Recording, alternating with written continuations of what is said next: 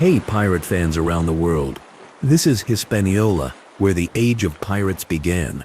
The island that turned a guarded Spanish monopoly into a Caribbean free-for-all and ignited the age of pirates. Hispaniola comes into focus as a working engine, not a backdrop, a meeting point of winds, currents, and human ambitions. The island does not wait for grand speeches. It forces choices. Geography presses against imperial rules, and contraband slips into the gaps. In one sentence, the idea is simple. Geography plus empire plus illicit trade creates a pirate incubator. Quick fact: the narrow windward passage between Hispaniola and Cuba funnels ships like a sea gate. Whoever understands that gate understands the traffic of power in the early Caribbean. Before you get comfortable, take a moment to like the video and subscribe. But only if you really enjoy and want to fall asleep with pirate stories whenever you want. The map draws a viewer in without jargon. Hispaniola stretches like a bent shield between Cuba and Puerto Rico, with the Windward Passage to the northwest and the Mona Passage to the east. Spain's treasure fleets, loaded with silver dyestuffs and hides, must either pass near or adjust around these corridors. The currents curl south along the island's western edge and sweep north past its capes. The north and west coasts are cut by coves and reefs, useful to small craft that can sneak in where deep-keeled galleons hesitate. Seasonal winds blow with predictability that turns into advantage for anyone willing to time a night approach or a dawn escape. Heads up on this: the same features that make storms dangerous also make ambushes simple. A quiet inlet, a shoal only locals can thread, and a current that pushes a heavy ship off course. Together they shape outcomes more than cannon counts on paper. On land, the island is not uniform.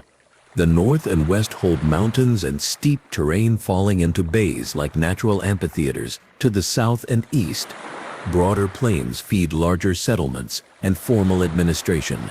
That split matters. Administrators prefer roads and fields, raiders prefer fractures and folds in the land. The difference also directs where markets grow, which in turn sets the stage for who buys stolen goods and who looks the other way. A coastal market does not need a charter to thrive. It only needs scarcity on one side and surplus on the other. Scarcity arrives early under Spain's monopoly.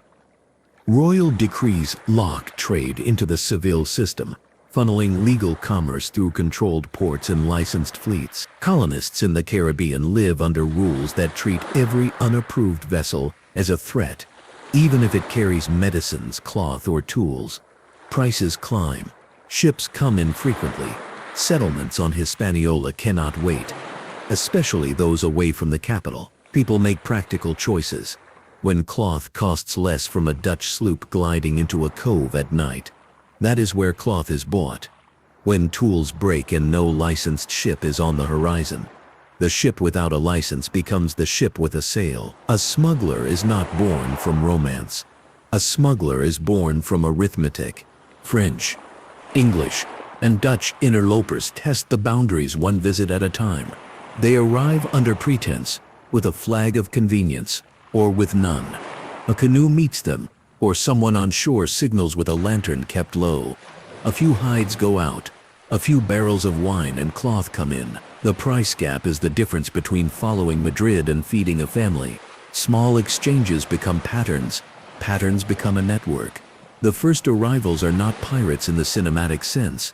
They are merchants operating in the dark margins. Soon enough, however, those margins attract a different kind of professional hunters and woodcutters who learn the coast as intimately as a sailor knows a deck. These hunters, known by the method used to smoke meat, the bucan, settle in pockets on Hispaniola and the nearby island of Tortuga. They cure beef and pork and sell it to passing ships. They are practical, skilled with long guns, and familiar with trail springs and windbreaks. Their camps are social magnets. A ship in need of food stops. A ship in need of news lingers. A man in need of coin trades a skin, a shot, a story. Out of this steady traffic, a different question rises. Why sell provisions cheaply to passing Spaniards when a small crew could take the whole ship? The answer is the hinge on which the buccaneer identity swings from shore to sea. The shift from hunter to sea raider starts with experience. Hunters know where Spanish coasters hug the land, where a headland blocks a lookout, and where a canoe can cut across shallows a galleon must avoid. They already assemble for drives in the hills, set watch, divide meat, and keep order by consensus. Transplant those habits onto a deck, call the rules articles, and a company forms. It is not lawless, it is self-governed. A captain is elected, a share system is outlined. Injuries receive compensation. With order comes efficiency. A crew that knows the exact payout if a leg is lost is a crew that calculates risk in real time and fights with a clear head. Now the first 10 minutes breathe. The setting is concrete, the motivations are unsentimental, and the move to piracy reads as a solution, not a melodrama. At daybreak along Hispaniola's north coast, a small shallow draft vessel waits just outside a reef line. The watch sees a Spanish coaster rounding the point, slower than usual against an unexpected current. The wind drops. Canoes and periaguas, long narrow craft used by local people and learned by hunters, slide out of shadow. A false flag flutters, a lantern's hood lifts. A lull in the surf hides paddles. The contact is quiet at first, then sudden. A small crew boards quickly where a galleon's height would have given advantage. But here, the decks are near level. Once aboard, the raiders act within rules agreed the night before. No speech about destiny, just speed, skill, and the confidence of men who know every sandbar within a league. Cap Français, later known as Cap Haïtien, becomes a hinge port in this world. The bay affords shelter and a jump-off point toward the windward passage. Pichigouave and Léoguen anchor the west and southwest. Samana Bay, on the east, offers a broad crescent refuge with exits that confuse any pursuer. Overland, passes reach the coast at points that let a company vanish inland with goods on muleback. The rivers serve dual roles, freshwater and highways for short runs to stash sites, careening beaches, gentle slopes where a hull can be stripped of barnacles and repaired, serve as pit stops timed to weather. A hull dragged on its side squeals against rollers while lookouts watch the horizon and the cloud streets that signal squalls. Maintenance is not glamorous, but it keeps a small ship nimble enough to sting and disappear. Sea calendars follow the sky. Hurricanes enforce off-seasons, at least for those who respect survival more than bravado. Crews raid the air by old methods. Heavy heat that does not break, the unusual hush of birds, the line on the water where wind gathers. Seasons also equal predictability. Convoys of the Spanish flota leave and return with regular patterns. A disciplined crew sits not at random, but at the elbow of a route where travelers must squeeze by. Timing is everything. Patience is profit. Long before Europeans draw borders, the island is home to Taino communities with deep maritime knowledge. They navigate by the shape of swells, by stars that carry names older than European maps, and by coastal cues that later sailors learned to imitate. Their craft, built for the water they know, move in spaces foreign ships fear. The arrival of conquest brings devastation, disease, forced labor, disruption that tears at community and memory. Yet fragments of knowledge persist. Place names hold directions. A pilot learned in youth becomes invaluable, whether under duress or by choice. A route across a reef remains the same no matter who steers. In some accounts, colonial authorities employ indigenous pilots to chase interlopers. In others, pilots guide foreign raiders because the colony is offered too little and demanded too much. Either way, local knowledge becomes currency. A hidden cut through a reef is worth more than a chest of coins if it saves a ship. Santo Domingo, the first European city in the Americas, stands as both symbol and soft point. It holds a cathedral, administrative buildings, and a population that stretches the colonial budget thin. The garrison cannot be everywhere, and the harbor cannot be guarded against every tactic. Fortifications look imposing, but the coastline is broad. Watch systems rely on visibility, and visibility fails in fog banks, in thunderstorms, and at night. The city projects authority, but authority at sea depends on ships, and ships cost money the crown often prefers to spend on treasure fleets, not local patrols. That gap invites experiments. ransom schemes, lightning strikes on warehouses, and night landings that do not try to fight the walls, but simply pluck what lies outside them. Contraband develops pathways like water finding cracks. A cove on the north coast where a sloop anchors in 6 fathoms becomes a regular stop. A mule trail from that cove to an inland market becomes a supply line. A friar who needs candles and books looks the other way when barrels labeled for one use actually carry another. Goods move with new names. Sugar shows up where no legal ledger predicted it. Hides leave where export lists claim none. Cacao appears on tables far from authorized plantations. Middlemen flourish. Brokers, translators, and neutral traders who offer plausible deniability. They arrange rendezvous on moonless nights and mark time by hearing, not sight. A gun fired twice in quick succession. A bell rung from a cliff. A torch lit behind a stone wall and quenched after counting silently to 20. Tortuga rises as a satellite with its own gravity. The island's small harbors and steep ridges create a natural fortress. Governors come and go, sometimes vowed to order, sometimes implicated in the very commerce they claim to prevent. Settlement waves bring flibustiers seasoned by hunts and raids. Runaway servants seeking freedoms denied on larger islands. Maroons who have carved out spaces of autonomy. And sailors between contracts. The mix produces a practical culture, suspicious of rigid hierarchy, fond of mutual agreement, willing to fight when the numbers make sense, and vanish when they do not. Tortuga thrives because Hispaniola's coastline feeds it work. The big island produces food, hides, and rope. It offers concealment at short notice. It hosts markets ready to translate stolen goods into coin and favors. The little island provides the meeting ground, the taverns where crews recruit, the workshops where captured gear is refitted, and the informal courts where disputes are settled faster than any colonial bureaucracy.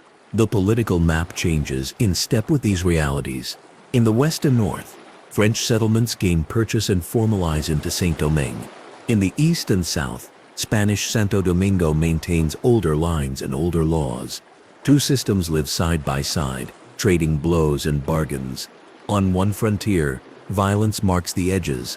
On another, plantation growth turns raids from petty theft into calculated strikes that can feed crews for months.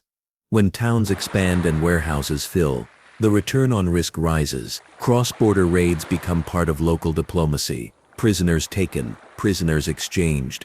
A governor looks firm in public and negotiates in private. The line between piracy and privateering blurs under letters of marque. In war, a raider is an asset. In peace, he is a problem. The same men sail under different labels depending on who is counting. Inside their own world, crews are not chaotic mobs. They are organized for plunder, with a logic that has kept many of them alive. Articles of agreement outline who gets what and how decisions are made. A captain holds command during action, but can be replaced by vote if he fails in judgment. Shares are assigned by role. A skilled pilot earns more. A surgeon has a special claim, and the man at the helm during the chase knows his work is valued. Injury compensation clarifies stakes. Break a right arm and receive a certain number of shares, lose an eye and receive another. These numbers are not abstract. They are discussed and accepted before sails are set. That clarity produces a disciplined body that can run a boarding action like clockwork. Discipline at sea keeps hunger and thirst from turning into fights. Indulgence ashore, in strictly bounded intervals, helps pressure vent without destroying cohesion. The balance keeps crews focused when it matters and relaxed enough to sleep when it does not. Tactics around Hispaniola evolve from this structure and from the island's shape. Coastal hugging is standard. A small vessel stays within sight of land, using every headland to break the view of pursuers and to read wind shifts early. Night landings become art. A shore party slips in where a rivulet meets the sea, dragging boats under mangroves, moving on soft ground to leave no sharp footprints on sand. False flags confuse identification until the last safe moment. Pilotage tricks convert knowledge into capture. Approach as if intending to cross a reef where only locals dare. Watch the target alter course in fear, then turn on the correct line and gain the advantage. Canoes and periaguas make stealth possible in water too shallow for big ships, and they give crews the ability to melt into river mouths when chased. Careening cycles when a hull must be cleaned are planned like campaign. A dirty hull slows a ship just enough to turn a near escape into a death sentence. No crew ignores that. Individuals stand out within this system. François L'Olonnais, remembered for vicious methods, operates from Tortuga and casts a shadow across the Windward Passage. Stories say he spares no one to protect secrets and squeezes information with cruelty meant to travel faster than any messenger. In the fear economy of the 1660s, reputation is a weapon. If a town believes that resistance brings massacre, the town pays quickly, and a crew walks away before heavy forces arrive. Yet brutality has limits. As a strategy, it can stiffen local resolve, attract the attention of larger navies, and set crews against their own leaders when profits dip. According to one report, L'Olonnais meets his end in a grim echo of the violence he spread, torn down in the very region he used to terrorize. Reputation opens doors, reputation also paints a target. Michael de Gramont chooses a more calculated path, striking northern ports where warehouses offer concentrated reward. His operations resemble small campaigns, multiple ships coordinating approaches, lookouts placed where hills provide views for leagues, couriers moving messages by pre-arranged signals.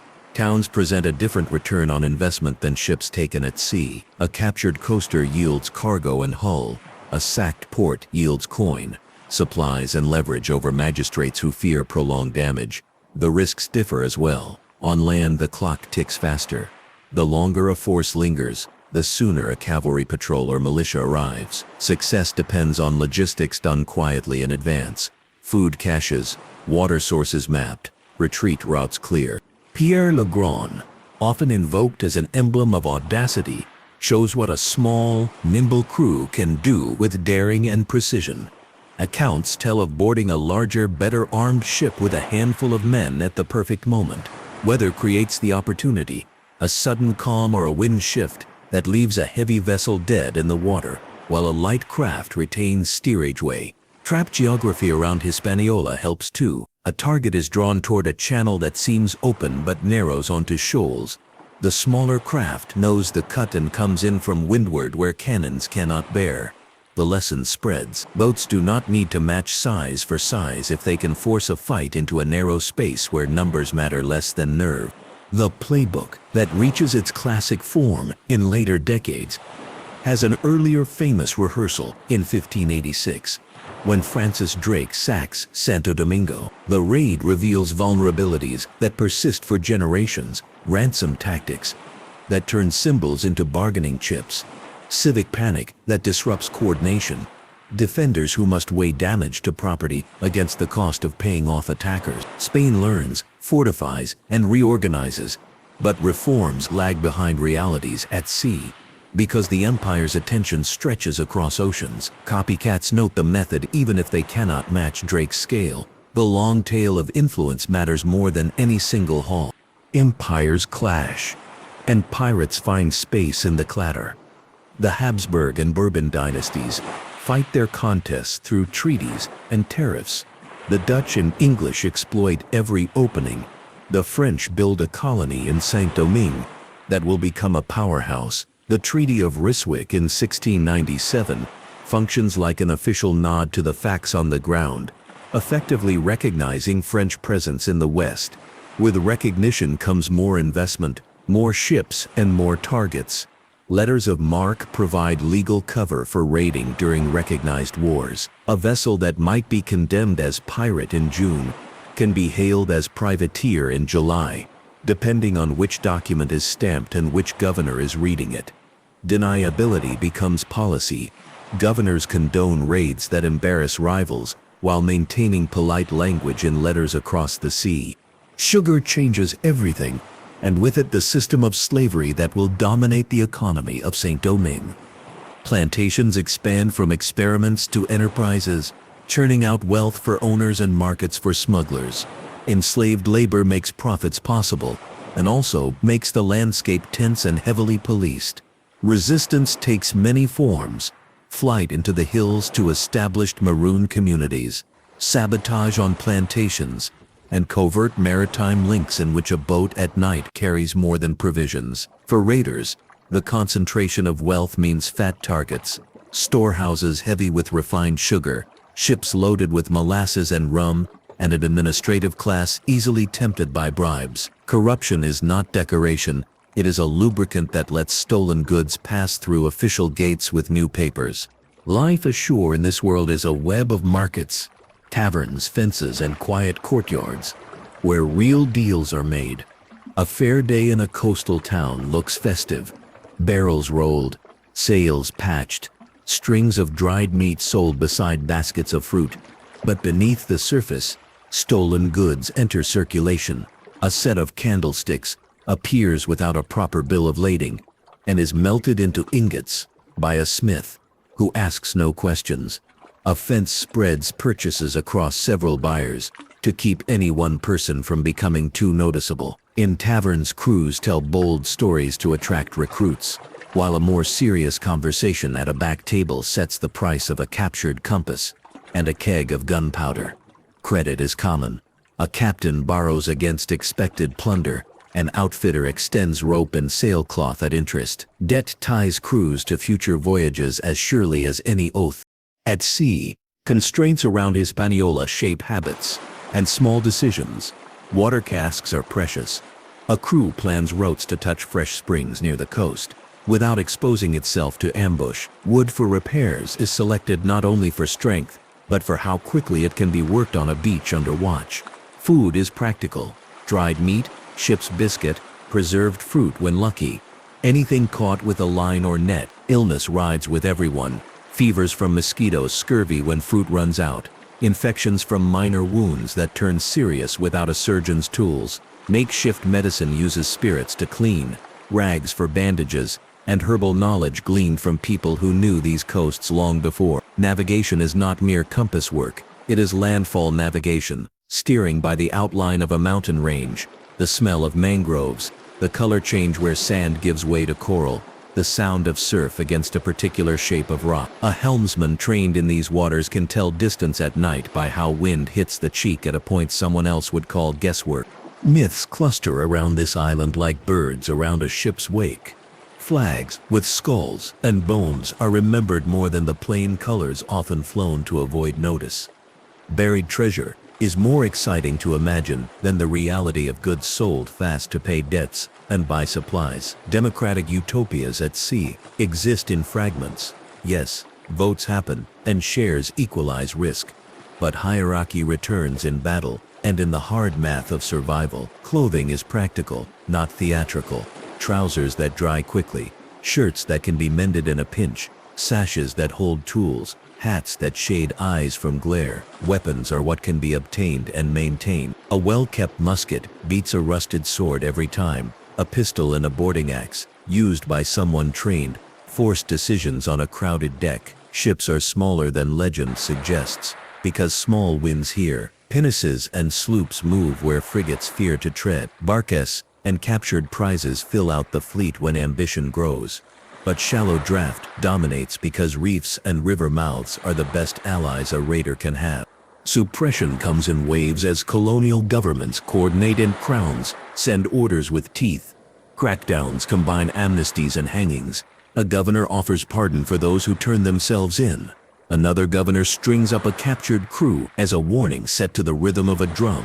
Naval patrols increase in number and change tactics, sailing in pairs, using local pilots, and convoying merchant ships through known danger zones. Fortified ports mount more guns, raise walls and train militias, but walls still cannot move, and the sea's complexity keeps creating openings. Suppression only sticks when the economy shifts, when legal trade expands enough to lower prices, when plantations contract under crisis, when convoys become regular and escorts reliable. The margins narrow, a crew finds fewer buyers and more patrols. The same logic that once pushed hunters to sea nudges their sons toward other work. Even as the buccaneer era cools, the island's influence warms other fires. Saint Domingue's extraordinary wealth and brutal labor system set conditions that will explode into revolution. Networks built by Maroons and by coastal communities become the paths along which news and people move when upheaval begins. Skills learned in ambush and evasion do not vanish. They translate into new forms. As politics remakes the map, the truth is plain. The age of pirates around Hispaniola is not a standalone story. It is the preface to transformations that will shake the Atlantic world. Primary voices make the past speak. Alexandre Esquemelin, a surgeon who sailed with buccaneers, published accounts that generations have leaned on. He described men who chose their captains, who shared spoils by rule, and who showed both generosity and cruelty without contradiction. He also repeated stories secondhand, and not every line is gospel.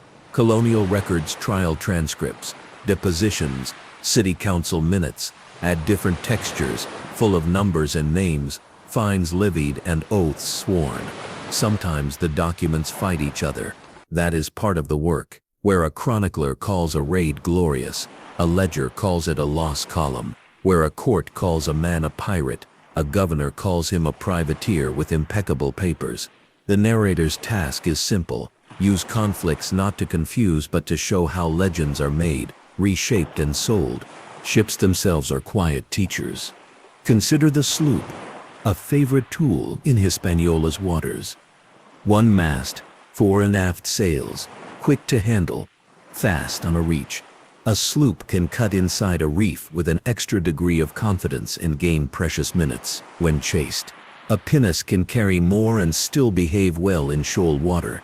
A bark, with square sails and more cargo space, appears when crews aim beyond quick strikes to extended cruises. Captured prizes shift the balance. Suddenly a small company has a larger hull, more guns, and a different set of constraints. Armament is mixed by necessity. A few carriage guns, a swivel gun on the rail, pistols in belts, axes hung where hands can find them without looking. Crew complements stay lean. Too many mouths mean too little food, and too much noise on deck. Too few hands mean slow boarding and slower repairs. Modifications happen everywhere.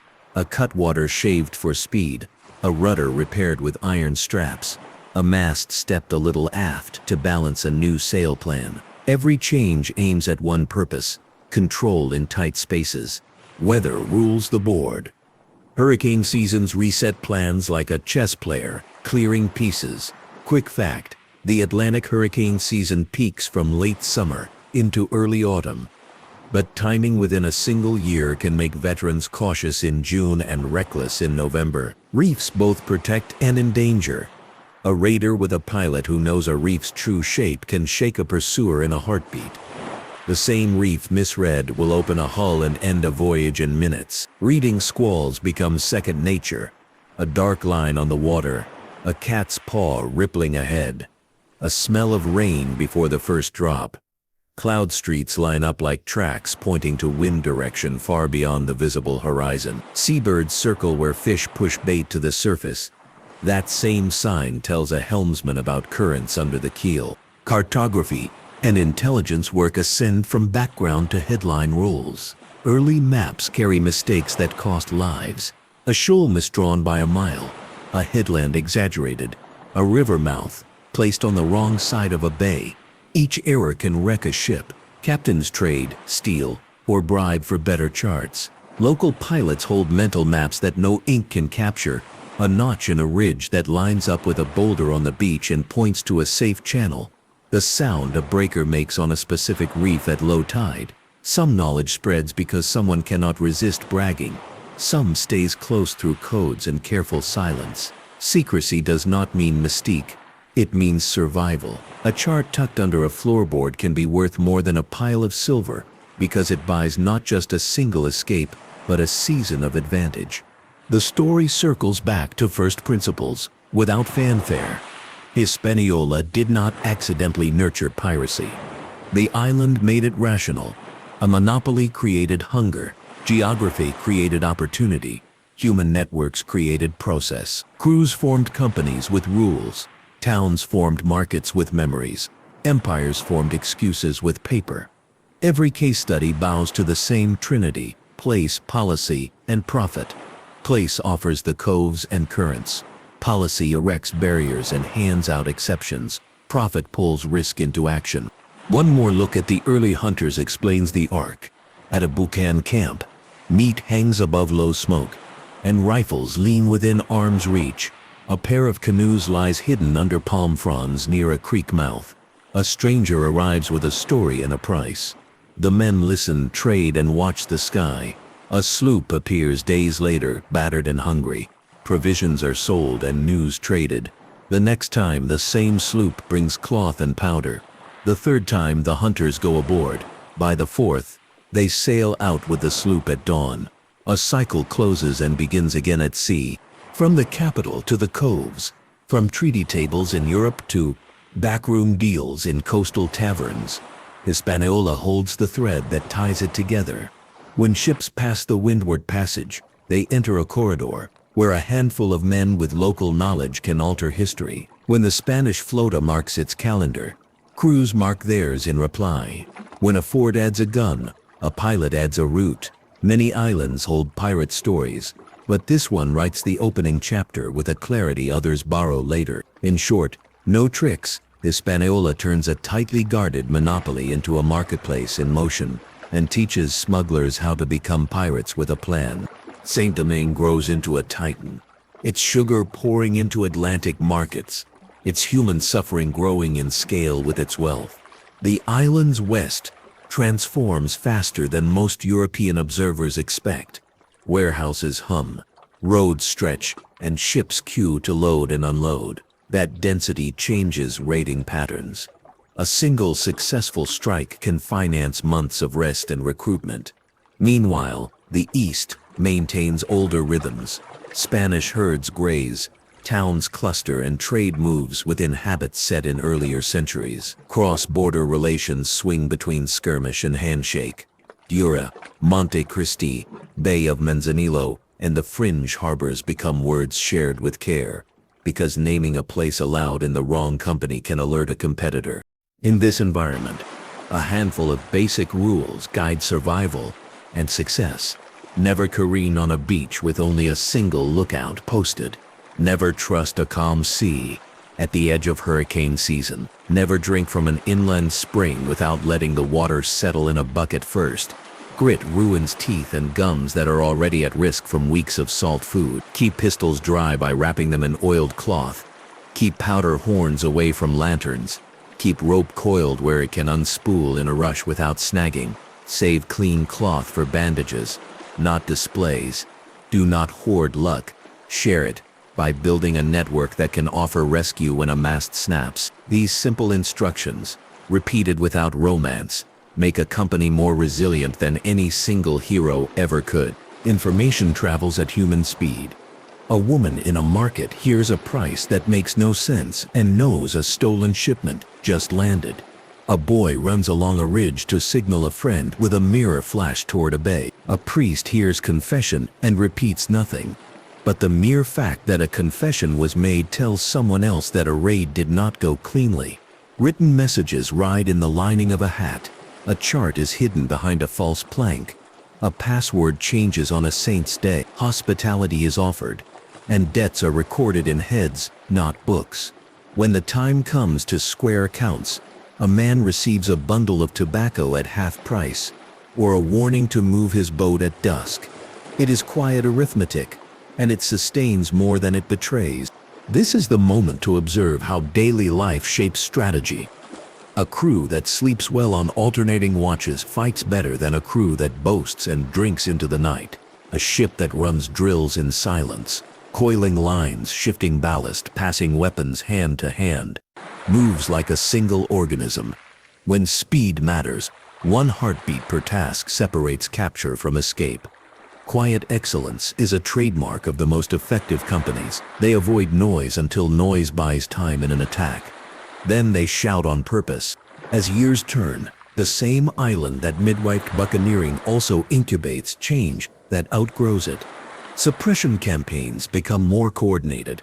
Letters of marque fall out of fashion in certain periods, and colonial economies shift with global wars. Some former raiders accept pardons and turn to legal trade or to local militias, using hard-earned skills in new uniforms.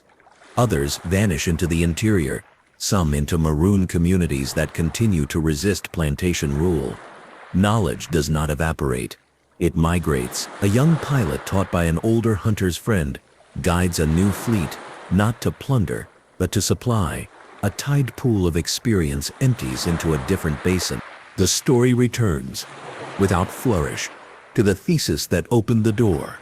Hispaniola turned monopoly into marketplace, and smugglers into pirates, because every force that matters waned. Current, price, policy aligned to make it the case. A modern map cannot erase those lines. The island's shape has not changed. The passages are still narrow. The reefs still lie where they lay. Storms still follow the seasons. History gives the names, geography gives the stage. The age of pirates begins here not because storytellers like the sound of it, but because men with needs and skills found in this place a set of answers that did not exist in the same combination anywhere else. Coastlines turn into classrooms when described through calm eyes. On the north shore, ridges drop toward narrow beaches where sand darkens with mangrove roots. A cutter keeping to that rim, sails ease just enough to hide luffing noise, can slip from inlet to inlet like a seabird skimming. Farther west, the land juts into the windward passage where the sea feels busier, as if lanes were painted on the water. Ships bound from Veracruz or Cartagena toward Havana press along predictable arcs. Currents squeeze them tight to the coast. A lookout on a hill can read those arcs the way a reader recognizes lines on a page. Across on Tortuga, cliffs fall straight into deep water. That vertical drop gives depth close to shore. A perfect surprise. An anchored ship can sit inside a blue pocket where a larger pursuer cannot safely approach without local nerve. In small towns, the market breathes with a rhythm that repeats across years. Fishermen lay out the morning catch, flies hover, and traders move between baskets and barrels with practiced evaluations, weight by hand, quality by glance. When a ship's boat lands with casks that fell off another deck last week, the merchants adjust without comment. A bundle is wrapped in plain cloth, a mark is changed, a buyer with ready coin becomes a partner. The system needs no handbill, only habit. A signal from a hillside, 2 flashes then 1, means the mouth of a river is clear. Along that river, a small warehouse waits, its door warped by salt air. Inside, a chest holds coins from several crowns, proofs that loyalty here is practical rather than patriotic. A quiet scene at a Bucan camp explains why hunters made such effective raiders. A fire burns low under a rack of green wood, where strips of meat redden and darken with smoke. Dogs sleep with one eye half open. Rifles lean in a snug row against a tree, oiled and dry. Men check traps, scrape hides, clean blades, and share stories with no wasted words. Organization lives in small routines. Who tends the fire? Who checks the water? Who counts the bullets? Who keeps the best shot ready for trouble? When new faces arrive off a boat, the men do not posture. They watch hands and eyes. They sell, they trade, and they listen for patterns. A ship that grumbles about food once is a customer. A ship that returns with powder and lead is something else. By the time those men step onto a deck, they already know how to move as a team. Names change: hunter, buccaneer, flibustier, but the working culture stays the same. Agree on the rules, share the risk, divide the reward. Articles of agreement are read aloud, so no one can claim ignorance later. A simple example carries the flavor of dozens used across years. The captain commands in battle. The quartermaster balances accounts on shore. A share goes to each hand. More shares go to those with special duties. A fund is set aside for injuries. Theft from the common stock is punished. These lines sound legal because they are, but they also sound familiar because they mirror camp life ashore. A man who can trust the division of meat can trust the division of plunder. Injury compensation is not a romantic touch. It is a survival tool. A raider who knows that a lost finger does not mean a lost future fights with courage that is steadier than bravado. Consider a chase along the north coast on a day when clouds line up in neat rows pointing to the east. Those cloud streets hint at steady trade winds aloft. A Spanish coaster runs before that wind, confident in open water. A small Hispaniola-built sloop angles nearer the reefs, where a darker stripe reveals a channel.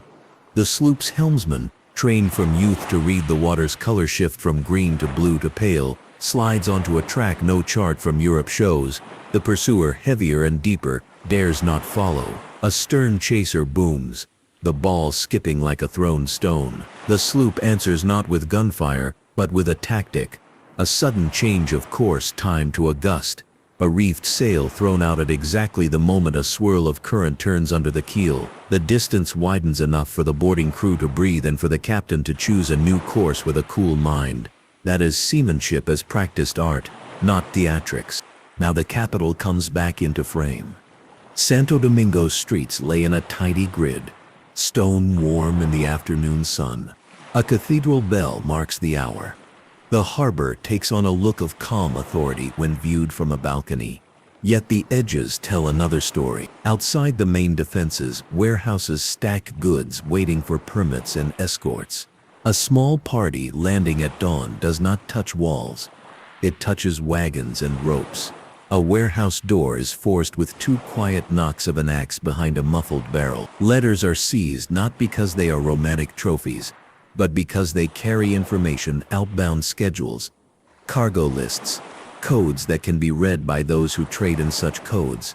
Ransom is negotiated because it is efficient. A phrase passes from a governor's chamber to a shaded courtyard, to a ship's deck. Pay the sum and the fire stays out of the town. Civic pride wrestles with the balance sheet. The decision lands where it often lands, in the ledger. Drake's earlier assault, in 1586, lingers as a memory used in arguments. City fathers do not need to be taught fear.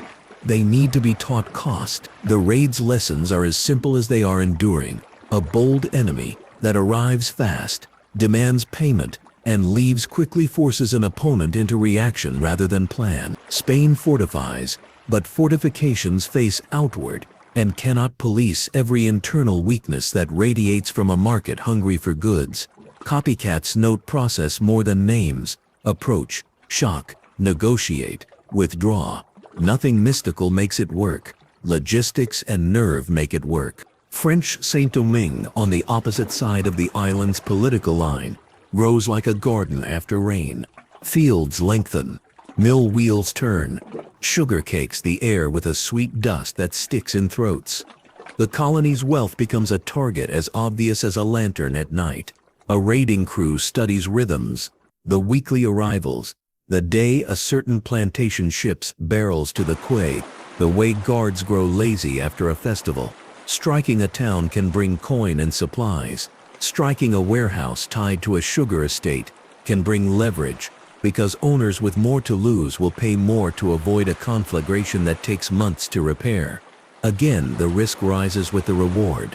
On shore, militia and cavalry can gather with speed. A raider must land light, move cleanly, and leave before the news spreads inland like brushfire. In the world of information, maps become prized objects. But not all surveys are equal. Early charts copied from older charts carry forward errors, like inherited scars. A pilot from Hispaniola, trained by local experience, supplements paper with memory. He knows that a certain headland, seen from the sea at a specific angle, hides a cut in the reef. He knows that between two rocks, a person can hear a different tone of surf when the tide is at half flood. He can guide a ship through a passage that an outsider would call impossible. Captains trade for such knowledge with care. Coin, gifts, promises, sometimes forced service. The ethics of these exchanges are not clean. They reflect the uneven power of a world built on conquest and labor. Still, the knowledge exists. It is used and it explains outcomes better than any boast. Weather reads like a long sentence in the sky. A heat that sits and does not break warns of trouble.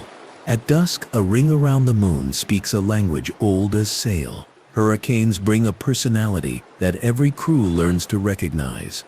A swell rising before wind, birds flying inland, a color under clouds that looks like iron. A smart captain moves hull and men to safer water.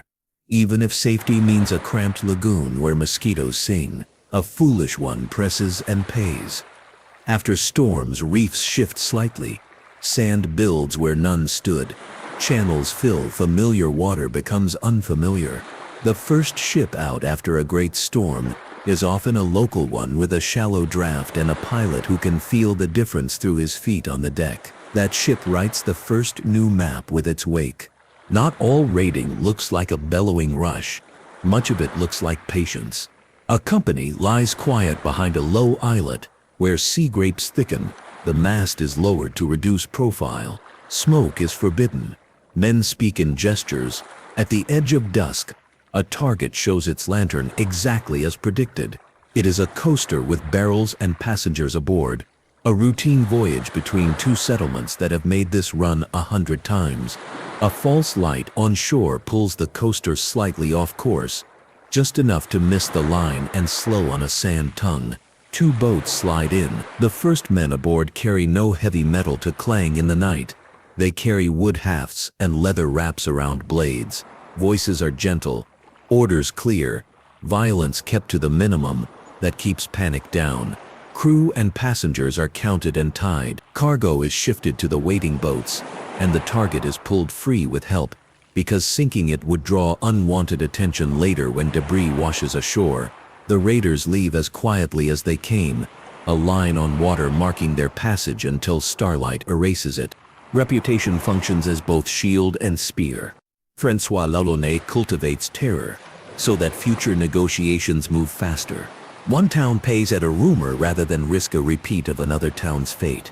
Yet terror burns out goodwill in ports that might otherwise trade judiciously. Other captains choose the currency of predictability. No gratuitous harm. Pay small bills honestly, so that large arrangements proceed smoothly.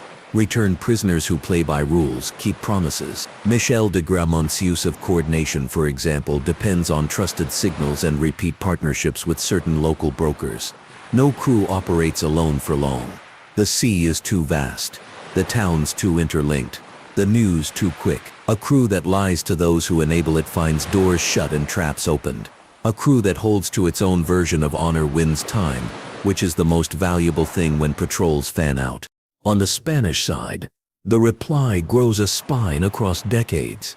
Governors chain rhetoric to real patrols, not just proclamations. A pair of light frigates appears where once there was one sluggish galleon. Crews learn to use small boats aggressively. Oars shipped in silence to close distance at night. Convoys become the norm for valuable cargoes. Shore batteries add trained men who can aim, not merely fire for noise. A new code of watchkeeping arranges for signal fires, horn blasts, and mounted couriers. The system is imperfect. No plan reaches every cove or shames every corrupt official, but the cost of raiding rises in slow steps.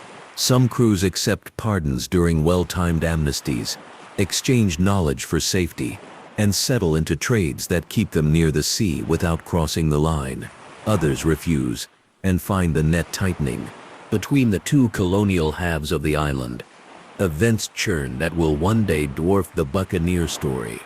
In Saint-Domingue, the scale of sugar production climbs into the unimaginable. Workdays stretch. Night brings more tasks rather than rest. Resistance breathes in hidden places. Songs that carry messages. Paths through cane that lead not to the fields but to the hills. A stolen tool, a sabotaged mill. Maroon communities form in mountains and thick forests, drawing together the knowledge of people from many homelands. The coastline helps them survive. A creek mouth offers fish and quick escape. A cave near a beach hides a cache of dried fruit and salt. Later, when revolution cracks open the system, these networks prove decisive. Maritime skill and inland know-how combine in a way that turns the island's geography back against those who tried to control it. Primary sources stand as guideposts. Along this path, Alexandre Squemelin, a surgeon who worked among buccaneers, writes in one place, "They have no fixed wages, but everyone receives proportionably to what he brings in." The line sounds tidy and a bit approving, a neat summary of the share system. Spanish trial records add another kind of voice, dry but vivid, in their own way. Deposits of goods described, arrests noted, testimony recorded that a certain man spoke French, brokenly, and wore a red sash. A French planter's ledger lists losses without naming cause. 3 barrels missing, 2 mules taken, and paints a different kind of picture, one where small thefts accumulate to make large dents. When these fragments are layered, the island's portrait sharpens, not a single sweeping narrative, but overlapping views that agree on the island's role as the central stage. Ships deserve another glance, because their shapes explain choices. A sloop handles like an extension of the helmsman's body. It answers quickly to wind and weight shift. A crew can back the foresail to spin on a point, then fill again to leap forward. A pinnace carries more men and more gear without giving up that agility entirely. A crew that knows how to lighten a boat, a cask rolled onto a beach, an anchor sent off in a smaller boat to kedge the ship forward, can turn a near grounding into a learning story told later in a tavern. Guns matter, but angle and timing matter more in tight spaces. A small swivel gun on the rail, loaded with scrap, can clear a deck at short range better than a heavy cannon that cannot be depressed enough to hit low. Boarding axes with blades kept dull enough not to shatter but sharp enough to bite allow hands to find purchase where ropes must be cut in seconds. The work of careening returns as a practical reminder that speed equals safety. A hull fouled by barnacles can lose a knot or more of speed. That small loss means a pursuer closes, or a storm outruns, or a chase ends in a grating shock on a reef. Careening days are chosen with care. Neap tides that make the water level swing less. A forecast of calm. A beach with the right grade. The hull is heaved over with blocks and tackles squealing, and men scrape with shell, iron, anything that cuts tarboils. Rags soak sweat. Lookouts post on dunes, scanning for sails. The smell is hot, an animal, but the reward shows the next day when the boat flies over water it had labored over before. Back on land, the tavern earns attention not for its noise, but for its deals. A barman, who measures rum stingy for drunks, keeps a generous pour for those who listen more than they talk. A would-be recruit hears a story about a captain who pays on time. A ship's carpenter picks up a side job repairing a fishing boat and hears about a patrol schedule. A woman who keeps a ledger under her bed knows which crews spend in cash and which spend in promises. People trade services, a patch for a sale, a letter written for a relative, a plea introduced to a clerk who stamps papers that keep questions from being asked. Law is never far away. A magistrate who cannot be bought can sometimes be outlasted. A clerk who cannot be persuaded can sometimes be replaced at the next shift. Across these vignettes, myths dim a little under the light of steady detail. The Jolly Roger, remembered in paintings, appears far less often than ordinary flags, or even no flag at all. Treasure buried forever is bad finance. When debt and crew shares demand quick liquidation, a captain wearing grand coats on a daily basis wastes cloth needed for bandages and sails. True romance, if it exists here, sits in competence. A well-judged tide, a perfect landing in the dark, a crew that trusts its agreements. That kind of romance tends to last. The anti-pirate turn gathers force with wider shifts. European wars flare and cool, priorities change, trade lanes adjust, convoys become routine, insurance markets punish captains who take silly risks. Colonial governments share intelligence better than they once did. The open windows that once let raiders thrive narrow. Some leaders attempt one last grand strike and fail loudly. Others dissolve their companies quietly, marrying into coastal life, opening inns, or working as pilots for the very forces they once evaded. The skills remain and shift into new shapes. A man who can land a boat in the dark without a splash becomes a lifesaver during a storm season. A woman who kept accounts for a crew becomes a respected merchant, whose memory of old price patterns keeps her prosperous. Still, the legacy persists in more than memory. The island's coasts hold place names that reveal older uses. A bay known for hiding, a point known for signaling, a river mouth known for its freshwater taste just beyond the bar. Families tell stories passed down about great-grandfathers who once guided ships through dangerous cuts, about great-grandmothers who fronted small businesses that began with goods from nowhere. The shape of the island itself, its mountains, plains, coves, and cuts, remains the original author. Every later chapter owes it think. To bind everything together, the lens returns to the windward passage at dusk. The sky turns the color of copper. A long, low line of swell moves from the Atlantic into the Caribbean like a slow breath. On the Hispaniola side, dark ridges make a jagged edge against the last light. A small sail sneaks across that line, barely visible. Beyond, far to the west, a convoy runs on a schedule known months in advance. Between those points, between the small sail that knows the island like a sibling and the distant ships bound by imperial calendars, lies the reason the age of pirates took its first distinct shape here. Geography offers opportunity, empire builds barriers that create demand, and human networks shape both into a machine. When the machine runs, hunters turn into raiders, smugglers turn into organizers, and an island becomes a classroom that teaches the world how piracy works. There is nothing mystical in that transformation. It is not a curse or a prophecy. It is arithmetic under wind and policy. In the beginning, scarcity sets prices so high that risk becomes sensible.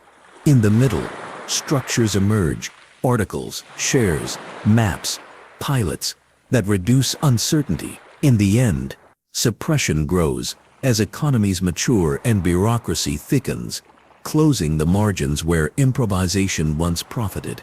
Through all three stages, Hispaniola is not a background. It is the constant that keeps the equation true. The narrative allows a few last portraits to stand as reminders of the human scale. A young sailor from a small French port, taught to tie knots by a grandfather who never saw the Caribbean, learns a new way to tie a reef point from a man born on Hispaniola's coast. A woman in Santo Domingo who sells bread at dawn hides a slip of paper inside a loaf for a customer who always arrives at the same time. An indigenous pilot, forced years earlier into service, quietly chooses a channel that spares a village when guiding a patrol. An enslaved corper in Saint Domingue measures a barrel and senses by weight and tone that something is wrong inside. A message moves by nod rather than word. A raid is avoided. What looks vast and noisy from a distance changes when seen up close. It is people making choices inside limits, using knowledge won hard. Now the last step is to restate without repetition.